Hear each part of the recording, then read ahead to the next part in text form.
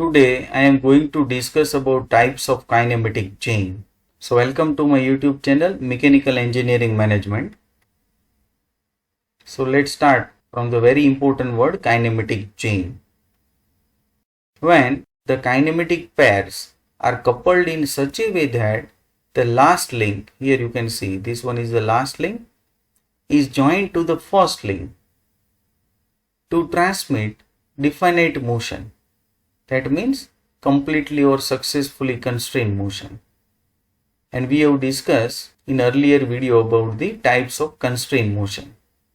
So it is called as kinematic chain. So if you consider this link 4 and 5 mixed together as a kinematic pair, similarly link 3 and link 4 mixed together as another kinematic pair. So once again look at this definition. When the kinematic pairs are coupled, so these all kinematic pairs are coupled together in such a way that the last link is joined to the first link to transmit definite motion. Then it is called as kinematic chain. In other words, a kinematic chain may be defined as a combination of kinematic pairs, here you can see, join in such a way that each link forms a part of two pair. So here you can see this link 4 is a part of this pair and this pair also.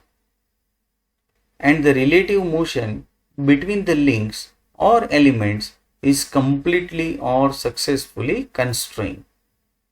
So I have intentionally divided the concept of the kinematic chain in three different parts, and so that it is very easy to understand with the help of this figure the concept of kinematic chain. Next, classification of chain. So chain is generally divided in four types. First, lock chain, then unconstrained chain, then constrained kinematic chain, and then compound kinematic chain.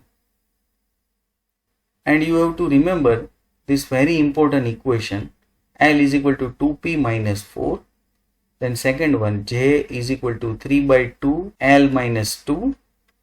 And the third one, Klein's formula, that is J plus H by 2 is equal to 3 by 2 times L minus 2, where L is the number of links, P is the number of pairs, J number of lower pair joints, and H is the number of higher pair joints. So if you apply these two equations to any chain, then there are three important conclusions. First, when left hand side is greater than right hand side, then you can say the chain is locked. Second, when left hand side is less than right hand side, then you can say the chain is unconstrained chain. Third one, when the left hand side is equal to right hand side, then the chain is a kinematic chain. So here you can see, if the left hand side is greater than right hand side, then it is called as lock chain. If left hand side is less than right hand side, then you can say it is an unconstrained chain. If left hand side is equal to right hand side, then you can say it is a constrained kinematic chain. And in case of compound kinematic chain, if the elements or kinematic links are more than 4, then it is called as compound kinematic chain. So this one is the very important for the application point of view. Now next, how to decide chain type. So consider the arrangement of the three links AB, BC and CA with pin joints at A, B and C as shown in figure. So here you can say number of links L is equal to 3, number of pairs is equal to 3, and all these three pairs are the turning pair, and so that you can say it is a lower pair, and so you can say P is equal to exactly 3. And here you can see the number of joints are also 3. Already we have discussed these are the two important equations. So let's say it is equation 1 and equation number 2. So from this equation number 1, L is equal to 2p minus 4. So if I put the value L is equal to 3, p is equal to 3, 4 as it is. So simplify over here. So 2 into 3, that means 6. 6 minus 4 is equal to 2. So here left hand side is greater than right hand side. Now next, from the equation number 2, if I put the value j is equal to 3, 3 by 2 as it is, L is equal to 3. So simplify, so I can say 3 is equal to 2.5. So here left hand side is greater than right hand side.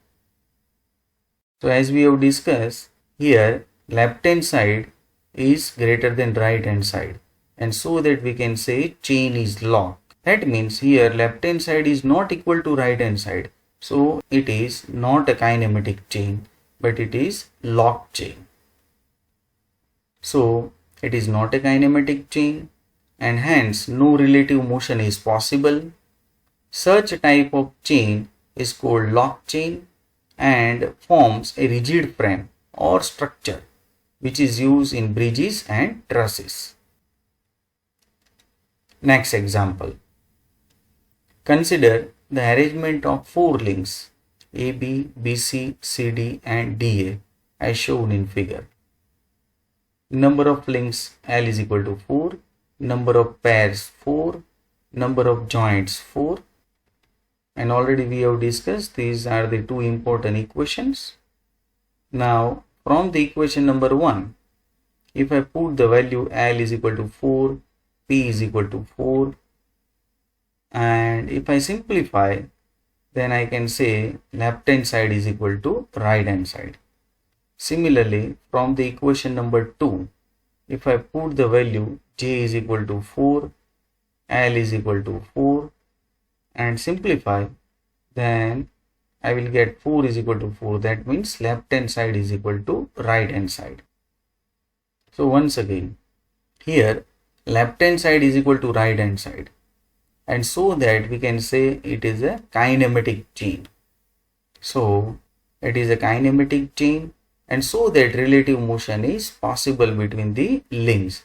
So here you can see, if I rotate this link AD, then there will be the relative motion.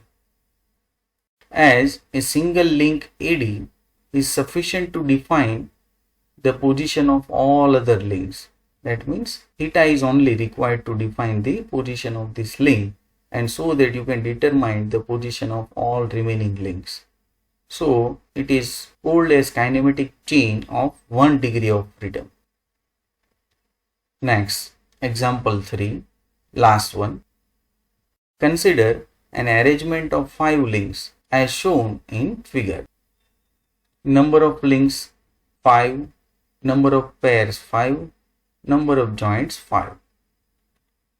Already we have discussed equation number 1 and 2. So from the equation number 1, if I put the value of L is equal to 5, P is equal to 5, simplify, so I can say left hand side is less than right hand side.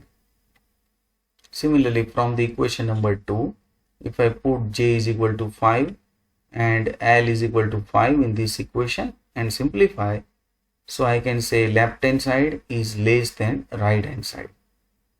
So once again, look at this conclusion. So here in this example number 3, left hand side is less than right hand side, and so that we can say the chain is unconstrained chain. That means here left hand side is not equal to right hand side, so it is not a kinematic chain, but it is unconstrained chain. So it is not a kinematic chain. Such a type of chain is called unconstrained chain. That means the relative motion is not completely constrained. This type of chain has no practical importance because the motion is not completely constrained. If you want to see more engineering videos, then subscribe my YouTube channel and go to playlist. Thanks my dear friends. Press the like button to appreciate this video.